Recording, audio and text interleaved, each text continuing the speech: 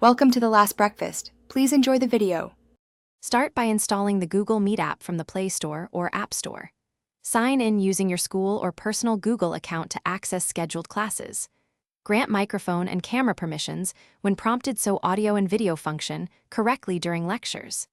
If your teacher posts a Meet link in Calendar, email, or chat, open that link directly on your phone.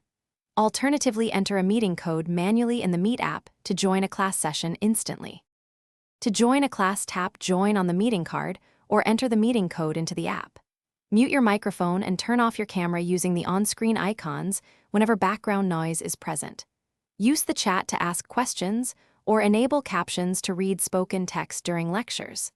Tap the Raise Hand button to request permission before speaking from the teacher. Pin the teacher video to focus on their feed during group sessions or large classes. If you host classes, use the safety controls to mute participants or admit students from the lobby. Lock the meeting or restrict sharing so only the teacher can present during exams or assessments. Recording a session requires host permission and may need Google Workspace for Education enabled by your school. To share visuals, tap Present and choose either your whole screen or a specific app window to display slides or demonstrations.